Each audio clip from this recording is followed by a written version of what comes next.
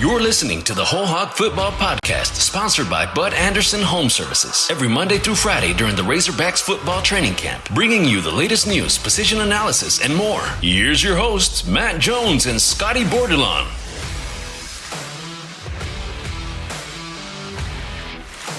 We're getting closer to the end of preseason camp. The Razorbacks will go through another practice on Tuesday afternoon. There aren't a whole lot of practices that are left before Rice preparation. I remember a year ago, Sam Pittman, when he had his first radio show, the first thing he said was that preseason camp is over, and his first radio show is coming up tomorrow night out at the Catfish Hole. Matt Jones, joined today by Clay Henry, the publisher of Hogs Illustrated, and Scotty Bordelon of WholeHogSports.com. Scotty was at practice yesterday. Scotty, what were some of the things that stood out to you? I think it was a pretty physical day. And, everybody was out in shells pretty much, so helmets, shoulder pads, and then athletic shorts. But you go through the fastball start to begin the day, and these guys are knocking heads in just a couple days after your second scrimmage. And I think that's just kind of the MO of this team, that even though it's not a full contact day, there's still plenty of contact, and they're still physical, still getting after each other. And I think one of the wilder things that I saw yesterday was the third team offense going against the third team defense in the fastball start. And John David White wipes out Jackson Woodard with a block, and not full pads. Like I said, they're in shells, but that just kind of gives you an indication of these guys are thinking physicality all the time. And that was kind of what stood out. But you get physical, when you're not fully padded, sometimes it can lead to some nicks and bruises here and there. And I saw Trey Williams, who I think has been one of the defensive standouts in the camp. He came up a little bit gimpy after a first team rep on the defensive line. And I was watching him, work with, I think it's Demrick Gary. He's one of the defensive line assistant coaches. And Trey Williams is working against the stationary sleds outdoors, and he gets done with his couple reps there, and he's just, he's kind of limping back into the indoor. So I think that's something to keep an eye on. Something else that was good to see was Ricky Stromberg out of his green jersey, his no contact top. He's back in a standard offensive jersey. That's pretty good news. And I posted a clip of Ricky going through a rep during position drills, and he looked pretty strong, looked like his foundation was pretty good, and plenty explosive. So that was a positive thing to see.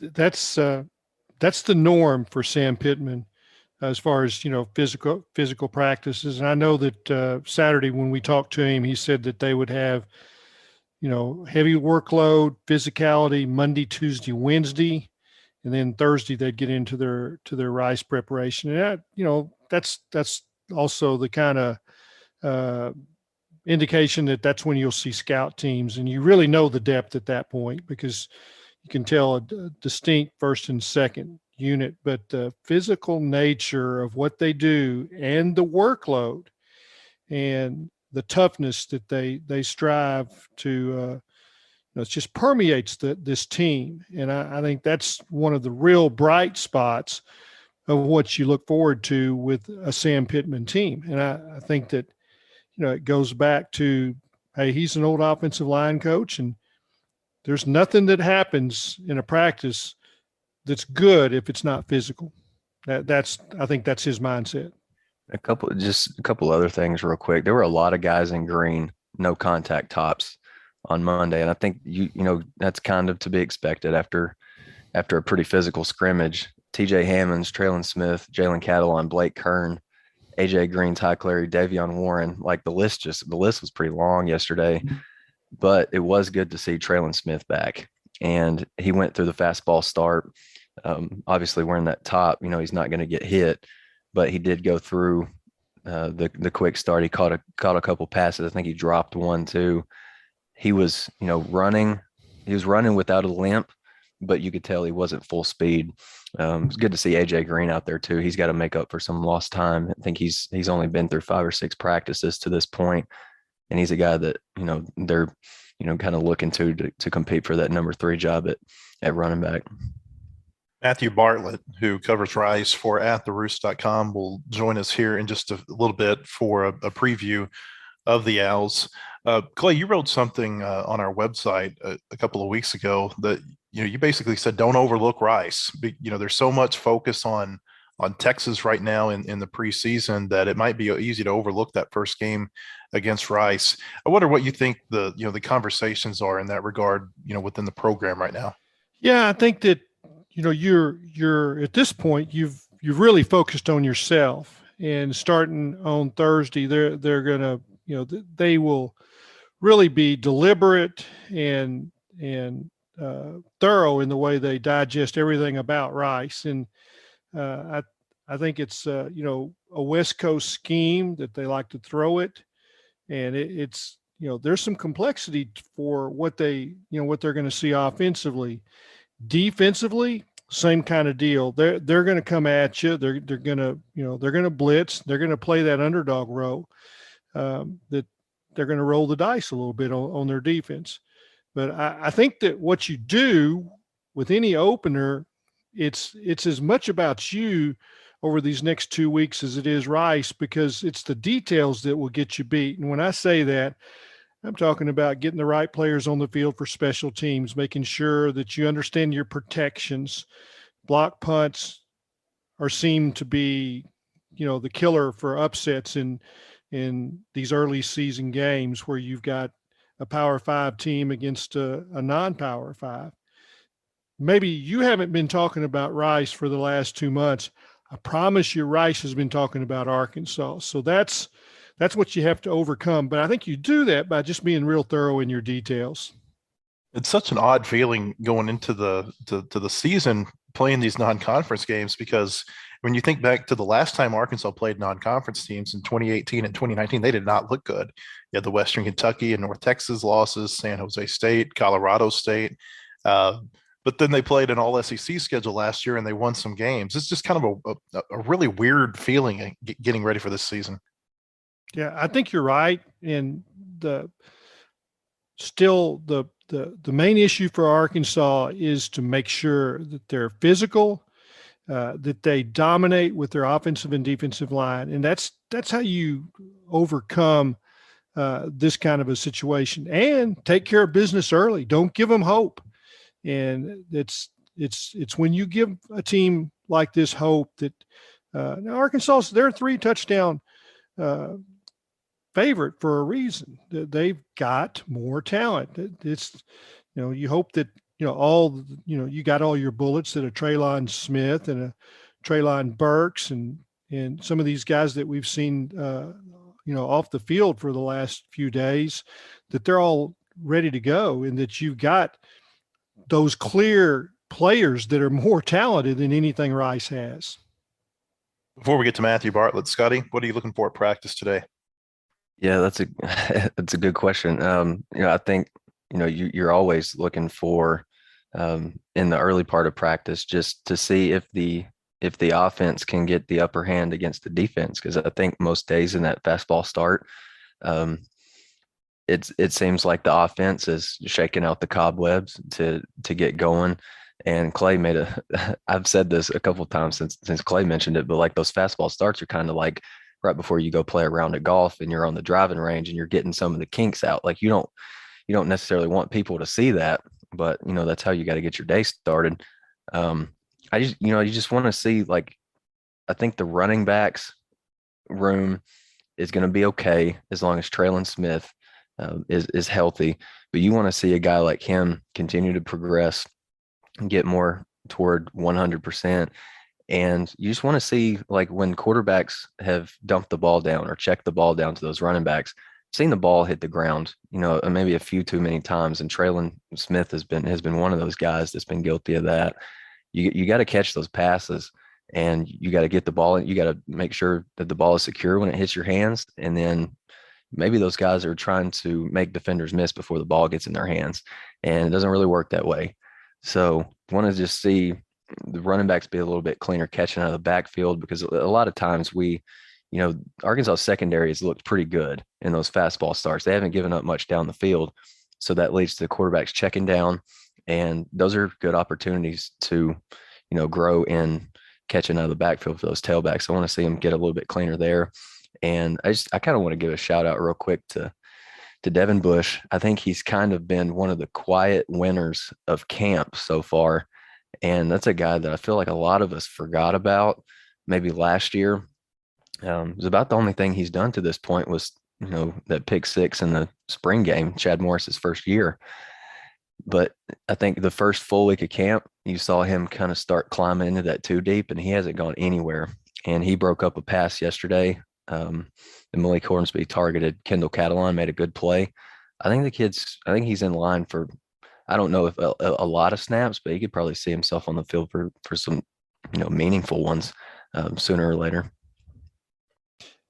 Guys, one of the things that I believe is the emphasis going forward, and we saw it a little bit, at least we heard about it from Saturday's scrimmage. So if you go back to the Arkansas-Georgia game last year, and you go back to where Georgia, which is the clear favorite, right? You knew Arkansas was not supposed to beat Georgia, but Arkansas stayed in it in the first half because Georgia made penalty after penalty. They dropped passes. They kept Arkansas in it. And in the second half, they came back and were clean. That's what you have to avoid if you're Arkansas playing Rice. Don't make the penalties that apparently were the problem in the first scrimmage. The jumping off sides, the holds, those are the things that can even it up. The underdog comes in and plays clean and for a half, and all at once you're at halftime and you think, now we got a game. So I think that's what you're really trying to do. Have referees out there every day, really watch them. It's like you've got to eliminate those kind of mistakes. And the drops, like you say in the fastball start, those are killer plays where you've got something set up and then you don't tuck the ball away. I think it could also be a big few days for that receivers room too. Like with Traylon Burks out or, really limited, and Davion Warren's kind of coming back from he's dealing with a little bit of a hamstring. It's a really good opportunity for a guy like Kendall Catalan or Jaqueline Crawford to be like, hey, I'm here. I can contribute. Put your best foot forward and see if you can make something happen. And Jaqueline Crawford's a guy that, he's got really good game-breaking speed, I think. That was the word on him when he came here. But this kid hasn't played since, I think, September 2019. So it's been a while. And KJ Jefferson said last week he's, if he, has a drop, and we've questioned his hands before, I think, Clay, in the past, if something negative happens to him, he's got to keep a level head, put it behind him, have short-term memory. But I just think it's a big week for maybe some of those receivers who are maybe on that rotation bubble right now. I'm joined now by Matthew Bartlett. He is the editor of atTheRoost.com, does a great job of covering the Rice Owls. Matthew, thanks for joining me. Absolutely. Thanks for having me. So let's jump into it. As we look forward to this game, September the 4th, what has the training camp been like for Rice? And I wonder, what's the anticipation for Rice getting ready to come up here to Fayetteville? This is a game that it's hard to believe it's been 30 years since they played. Yeah, even when I was looking up the statistic, I'm like, that can't be right, because, all the old Southwest Conference days, they just come rushing back to you. But there's a lot of excitement. There's a lot of anticipation. 2020 was kind of a year most folks had circled as the year that Mike Bloomberg was going to put all the pieces together, so to speak, and get the program back over the hump. But of course, COVID happened, and it was a crazy season, only playing 5 games. So that anticipation has kind of only grown and rolled over to this coming season, I think. Yeah, let's talk about last season for a minute, because I don't know that there's a team that was affected more by the COVID protocols that were put in place than Rice. Am I right that 7 games were either postponed or canceled? Yeah, it was wild. They made the decision to delay the season and basically enforced a cancellation of their own non-conference slate to give them the best chance to get through. And then Rice actually didn't initiate a single postponement because of a COVID-19 concern or a positive test, what have you, within their own program. But they then had several games canceled because of positive tests and contact tracing with other programs, and I was actually in the press box waiting when they announced that the UTEP game was canceled. And UTEP had traveled. Their players were in Houston and ready to play, and they got canceled at the last hour. So it was exhausting, honestly. And it was one of those things that just like that soured a lot of the fun from what college football is supposed to be. Let's talk about Rice as a program for a minute, because from a Conference USA perspective, I think Arkansas fans can maybe relate to what it's been like for the Owls, given what the last 7-8 years have been like here with the Razorbacks. It's been a downtime. They're in their fourth year under Mike Bloomgren, the head coach, came over as the offensive coordinator from Stanford.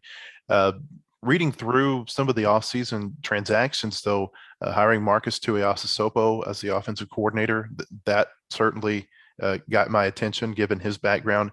And then the offseason transfer of Luke McCaffrey, the quarterback from Nebraska by way of Louisville, coming in. What have those two things done to change the offense, and maybe how will Rice look different than they did a year ago? I think those two things were huge, especially with Coach Tui coming in. His background of having been one of the most successful dual threat quarterbacks in college football, really before it was cool, before the spread became all the rage, and the mid 2000s or 2010s or wherever we are now. So I think that's huge, and that played a part, certainly. And then Mike Bloomgren actually coached Christian McCaffrey while he was at Stanford as the OC. And so that family connection helped get Luke down from Nebraska to Rice. And I think that's kind of hopefully going to be huge, because Rice has felt with their defense. They have one of the better defenses in Conference USA, number 12 in the country last year. They felt like they're a quarterback away for the past 2 years in particular. And the hope now that McCaffrey is on campus, he might be that missing piece. And there's some other quarterbacks back, right? I mean, Wiley Green has got starting experience. Giovanni Johnson, who's from Conway, he's got some starting experience. Is it just a foregone conclusion that McCaffrey's going to be their starter? It's not. It's been a two-man battle between Wiley and Luke throughout most of fall camp. And I think for the most part, had Luke not become available, Wiley would have been the starter going into this season, and the staff feels really comfortable with him. It's a complex pro system, and Wiley has now been running it and started games for Rice in each of the last 3 seasons. So his experience and understanding is something that most college football programs would love to have a backup as experienced as Wiley Green, but the talent of Luke was too good to pass up. So it's been a battle throughout fall camp. A starter hasn't officially been named yet. But at the end of the day, I think more than likely you go with a guy who can break off a 70-yard touchdown run with his legs. I wanted to go back to what you just said. You said it's a complex pro system. I was talking to Chuck Pohl a week or two ago about, just how would you define this offense? He said it's kind of a spread offense. He said, but there's going to be times where the quarterback gets up under center. How would you describe what we're seeing offensively from the Owls? It's kind of like a hybrid West Coast system. To some degree, you're going to see fullbacks, which is something definitely not normal in college football today, and they're going to lean on the running game and kind of use that as to establish their identity and work the play action pass and some things off of that. So the scheme is, and from a terminology perspective, it can get kind of complicated, but the gist is they're going to try and run the football a lot and set up the rest of their offense based on that. Let's talk about the other players on offense for a minute. Jake Bailey, receiver, honorable mention Conference USA, all conference last year. Am I saying his name right? Is it Bradley Rosner? Is back from 2019? Yeah, it's Rosner. Yeah, very excited about him. Can just tell us about him and what went on last year to where he missed the season? So he ended up having an injury right at the beginning of fall camp for Rice that cost him the season. So I guess opt-out injury, whatever you have it. He wasn't available last year, which was really a bummer, especially because by the time Rice played their last game, they had one scholarship wide receiver available to practice, which was wild just because of injuries and everything that happened last year. So having him back in the fold is huge. He's a big play guy who they feel comfortable throwing the ball up to go get the big play. And he's physical enough that, he is going to be able to hang with some of the bigger corners and safeties that they'll run into this year, especially playing a couple SEC opponents now with Arkansas and Texas, right? But he's going to be huge, and they're really excited having him back. Let's move over to the defensive side. You said that's the strength of the team. 10 starters back. Blaze Aldridge is the notable exception, transferred to Missouri during the offseason. What does Rice look like defensively, and how big of a gap is that with Aldridge out? I think it's a bummer not having Blaze Aldridge. He was certainly a guy that you were hoping to have back, but had it not been for the extra year of COVID eligibility, he was a senior and he wasn't going to be back in 2021 to begin with. So losing him, that the staff and the roster was kind of prepared from some point to not have him here. But obviously that was hard. But Antonio Montero at linebacker, they feel really good about Desmond Baker, who's a JUCO guy like Aldridge, who came in the spring and has kind of been picking things up rather well. One quick correction to Braylon Carroll, who had the potential to be an all-conference guy in the defensive tackle spot. He's going to miss the season, unfortunately, with an injury. So they'll be at 9 of 11 starters back. But the depth of that front seven, the guys with folks like Akina Inachukuku, my goodness, that's a hard name. And then Elijah Garcia is another guy. So they have depth. They're going to rotate a lot of guys. I think that's something that might be unique, that you're going to see a lot of different faces when they line up. And I think that's helped build depth to a point where they can withstand the loss of a couple starters, and they're not just relying on 11 guys to carry the entire load. Am I right that defensively Rice last year was a little bit better against the pass than the run? I think they ended up, about roughly the same, 28th scoring, or 28th against the pass, 40th against the rush. So probably within a range of good luck and bad luck. But I would say that traditionally they've probably been a better team against the run, and because of that, it's forced people and other teams to turn to the air and try and attack them that way. They've gotten much better on that respect in the past couple of years, and I think you saw that last year, especially with the 5 interception game against Marshall. I wanted to ask you what you've seen out of the freshman linebacker DJ Arkansas, because not only is the name ironic, but the Razorbacks were recruiting him, and Rice won that recruiting battle out of Denton Ryan to get him to come down to Houston. What have you seen from him, and what are the potential for him? Yeah, it's been really exciting. It's not often that Rice is beating out SEC teams for anybody, and so the fact that they were able to go and get a guy named Arkansas from Arkansas was a huge recruiting boom for Rice, and so that was a good thing. And then getting him on campus, and really Rice has a trio of freshman linebackers that just looked like they really could be special. And the program, it's interesting, was at a point when Mike Booming came in, the depth was not there. And in 2018, they played a ton of true freshmen by necessity. I'm not sure, and I don't think you'll probably see DJ Arkansas much against Arkansas in the next couple of weeks because of the depth. But I think he's a guy that, as he kind of gets the scheme internalized and kind of picks up the speed of college ball, I think he's going to be a difference maker, and at the end of the season and down the road. Last December, Rice went out to Marshall and won 20-0. It was the first time that they'd beaten a ranked team, I think, since Ken Hatfield was the coach there in the late 90s. How big of a win was that? And do you think it's maybe an indication that Rice is turning the corner? Yeah, I mean, Rice only got to play 5 games last year, and the results of every other game, nobody's going to remember. They're going to remember that one. And I think it's particularly notable because going into that game, Rice was without their starting quarterback.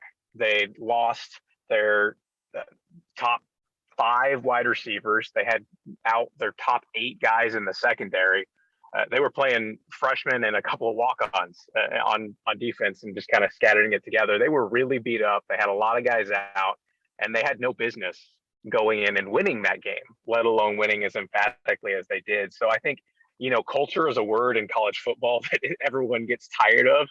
But if that win wasn't a proof of the culture that Mike Bloomgren is building at Rice, I don't know what is. To go in so depleted and win so emphatically was massive. I'll get you out of here with this, Matthew. The last 2 times that a Conference USA team has come to Fayetteville, it has not ended well for the Razorbacks. They got embarrassed by North Texas in 2018 when Mason Fine came in. Of course, North Texas had the infamous punt return during that game that, really kind of helped, set the tone early. And then a couple of years ago in Chad Morris's last game, Western Kentucky came in and won 45-19. Again, a little bit of a revenge factor there with Ty Story, the former Razorback quarterback. This is a different Arkansas team than we saw under Chad Morris. I think we saw that last year with how they played the SEC teams. But I wonder from Rice's perspective, seeing what other Conference USA teams have done against a lot of these same players, who are going to be lining up against them in the season opener. I wonder what you think that does for them. Well, I think the commonality between those two CUSA squads that were able to pull that upset is they had dynamic offenses. Especially you talk about Mason Fine at North Texas and what Seth Luttrell and him were able to do. I think that's important. And I think that's what makes the addition of Luke McCaffrey particularly interesting, because Rice is going to have a very, very good defense. And I think you're right in saying that Arkansas, just from last year, is night and day different from how they were 2 years ago. But I think that's what makes it interesting, because Rice has struggled to win on third down in the past couple years, and they haven't had the explosive plays. And that's kind of what stalled the offense out. But you kind of saw a glimpse of that in the Marshall game, is if you have a defense that's playing at that high a level, and granted, it's probably not going to shut out an SEC offense, but if you have a defense playing that high and you get a couple explosive plays, things get interesting. So I think this is a game that, every fan base believes that they're going to go undefeated and go 12-0. And Rice certainly, from a talent perspective, wouldn't be favored in this game. But I think it's one that the players and coaching staff, with the talent they have, think that they'll have a fighting chance, especially if they can come out early and hit a couple of those big plays. Matthew Bartlett of AtTheRoost.com. Matthew, we appreciate your time. Thanks for having me. Be sure to visit our site, WholeHogSports.com, this afternoon for the latest from the Razorbacks football practice. We'll be back with another podcast on Wednesday with a preview of the Texas Longhorns. The proceeding has been a production of WholeHogSports.com. Look for our latest podcast on iTunes, Spotify, or your favorite podcast store. And visit us anytime at WholeHogSports.com for the latest news and commentary.